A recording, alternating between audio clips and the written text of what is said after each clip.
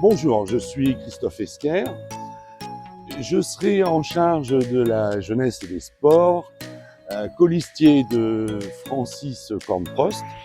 Et aujourd'hui, je vais m'attacher à évoquer avec vous le projet Passerelle qui vous permettra de relier certains quartiers résidentiels de Nyons au stade de foot. Mais avant tout, je souhaite vous montrer le chemin que les jeunes sportifs sont obligés d'emprunter pour se rendre à ce même stade.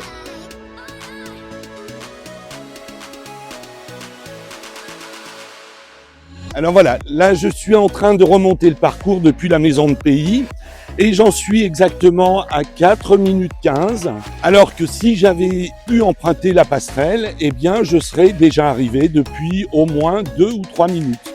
Et le chemin n'est pas terminé. Voilà, je continue mon périple pour me rendre sur le terrain de football. J'arrive au niveau du pont de l'Europe, donc un axe très fréquenté par les voitures, qui peut présenter quand même une certaine dangerosité pour les enfants, alors qu'avec la passerelle, évidemment, ils gagneraient énormément de temps, et ce, en toute sécurité. J'arrive au niveau du chemin des écoliers pour rejoindre le stade de foot. J'en suis à quasiment 9 minutes. Et si j'avais pu emprunter la passerelle, eh bien, je serais déjà depuis un bon moment à l'échauffement. Voilà, j'arrive là à cet endroit, à l'endroit certainement le plus périlleux du déplacement pour les enfants. Le grillage a été manifestement volé au moins depuis 2-3 ans. Il n'a pas été remplacé. Et vous pouvez constater qu'en bas, ça fait un petit ravin où les enfants pourraient éventuellement tomber. Alors voilà, je finis de descendre les escaliers qui sont quelque peu dangereux, très glissants. Voilà, je suis donc dans l'enceinte du stade et j'ai dépassé les 15 minutes.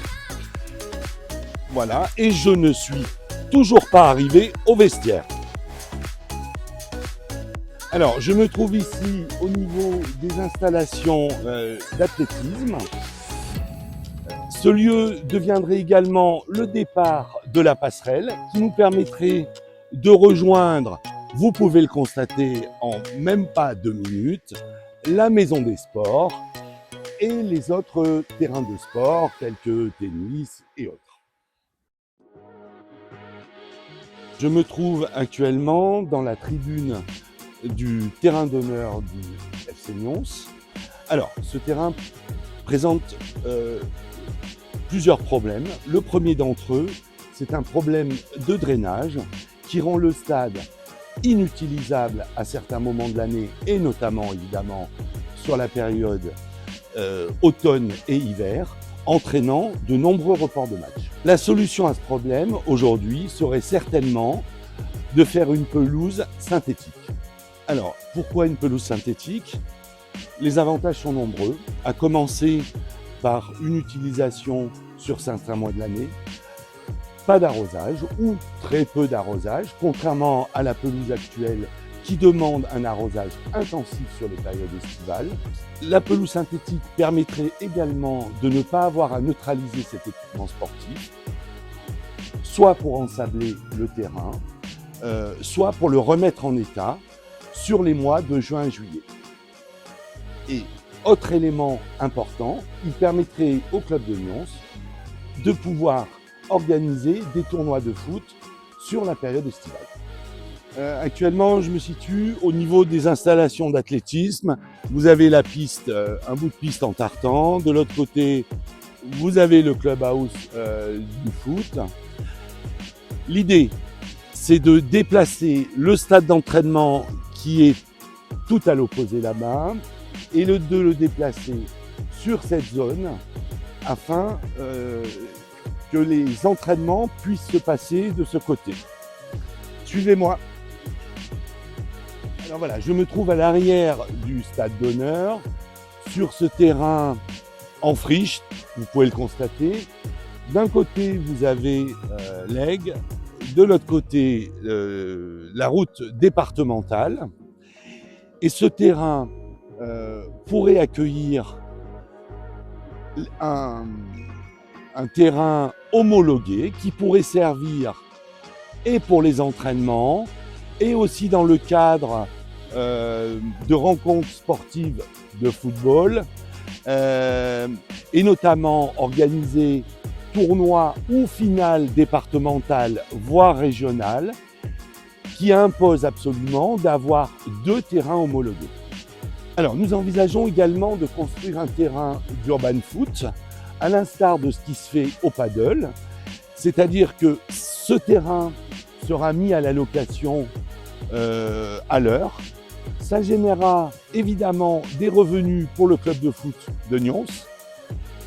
Et pour être plus précis, cet équipement sera ouvert à tous les publics qui le réservent, moyennant une réservation et un paiement pour la location à l'heure.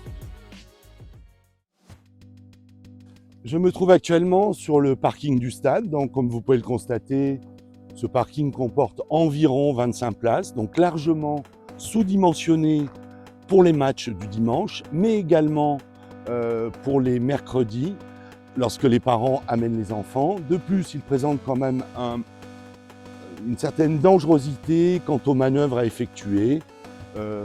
Évidemment, ce parking est bien trop restreint. Alors, je me trouve actuellement au niveau du terrain annexe, qui, je le rappelle, n'est pas un terrain homologué. Par conséquent, il ne peut pas accueillir de matchs. Lorsque le stade, le deuxième stade homologué, sera construit donc, sur la partie actuellement en friche, cette partie-là deviendra un parking d'environ une centaine de places. Ça évitera également que les gens prennent l'habitude de se garer sur les bords de la départementale, puisqu'ils auront de quoi se garer ici. Alors la deuxième fonction de ce parking sera d'être un parking relais permettant de rejoindre le centre de Nyons par la passerelle.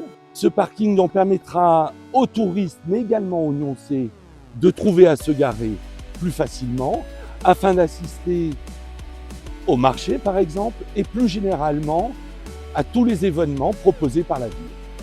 Je me trouve actuellement au bord de la départementale où de nombreuses voitures se garent de part et d'autre actuellement lors des rencontres sportives sur le stade Pierre-Julien, mais également lors des jours de marché ou de tout autre événement proposé à Nyons.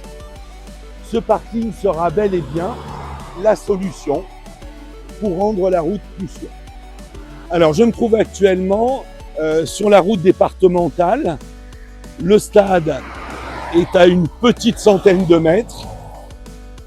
Et comme vous pouvez le constater, cette route est très fréquentée. Et très souvent, les automobilistes roulent à des vitesses assez élevées. L'idée serait de sécuriser la sortie du parking, soit en réglementant la portion entre le rond-point des Blaches et le rond-point de l'Europe, ou en déplaçant le panneau d'entrée de ville de Nyons et de le déplacer au niveau du rond-point des Blaches, ce qui induirait une vitesse d'entrée de ville à 50 km/h. Alors, je me trouve au bord de l'Aigle, voilà, qui coule, qui est assez pleine ce jour, et je me situe sur l'arrivée de la passerelle. Donc, juste en face de moi se trouvent les équipements de foot. On voit d'ailleurs un des projecteurs. Donc, les enfants, les parents arriveront par ici. Juste au-dessus, vous avez donc la maison de pays, mais également les terrains de basket, le jardin des arômes. Voilà. Et ce qui permettra de faire une jonction rapide pour les parents qui ont plusieurs enfants et dont l'un est footballeur et l'autre basketteur ou gymnaste ou autre. Voilà, les parents pourront faire le trajet facilement et en toute sécurité.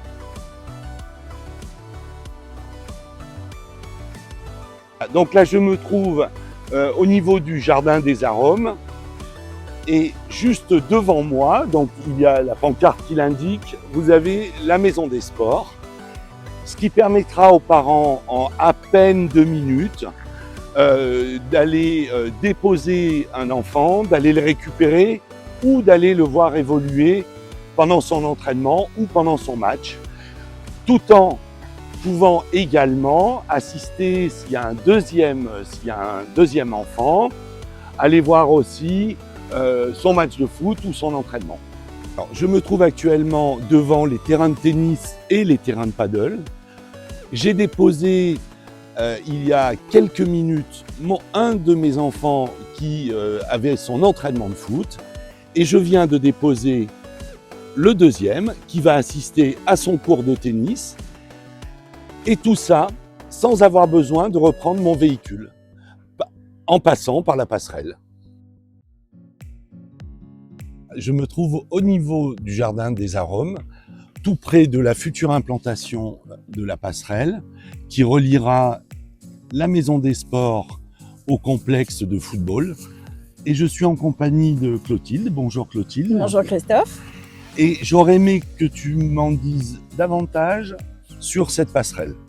Alors Christophe, quand j'ai eu le projet donc en main pour pouvoir essayer de chiffrer un petit peu tout ça, j'ai eu la possibilité en fait d'étudier deux matériaux. Un en acier galvanisé mais qui nécessite en fait beaucoup plus d'entretien et un matériau en fait ce qu'on appelle l'acier Corten.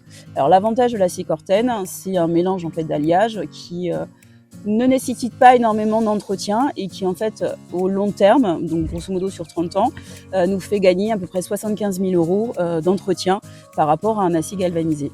C'est beaucoup plus joli, ça se patine naturellement en couleur rouille et ça s'intègre vraiment très bien dans le paysage urbain et en l'occurrence en plus au niveau de la Provence puisque les coloris sont vraiment cohérents avec nos couleurs de la région. Voilà. Donc, est-ce que tu veux que je t'en dise un petit peu plus au niveau du... Alors moi, j'aurais aimé savoir un petit peu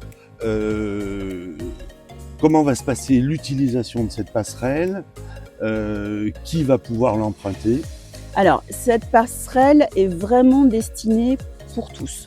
C'est-à-dire que dans le chiffrage, j'ai intégré les enfants, les poussettes, les personnes à mobilité réduite, donc que ce soit avec des fauteuils roulants ou avec des déambulateurs. Ça nous permet d'avoir des pentes douces et surtout ce qui est quelque chose d'hyper important, c'est-à-dire d'avoir beaucoup plus de subventions.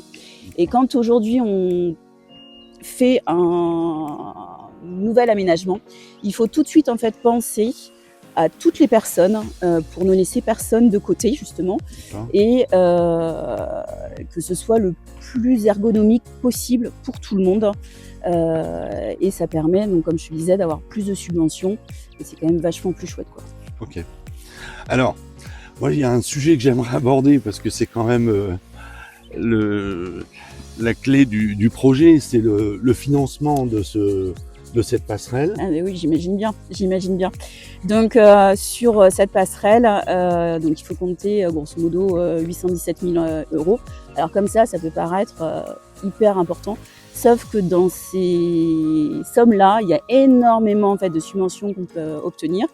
Et d'autant plus que dès l'instant où tu fais quelque chose accessible pour tout le monde, les subventions en fait sont beaucoup plus importantes de la part du département, de la région, les eaux, l'Europe aussi. Et donc ça permet en fait d'obtenir un montant énorme de subventions, ce qui fait que sur ces 817 000 euros, ça reviendrait grosso modo à 82 000 euros réellement pour la commune. Eh bien écoute Clotilde, je te remercie pour tous ces éclairages. Prie, Christophe. Et à très vite, à bientôt. Et bien bientôt.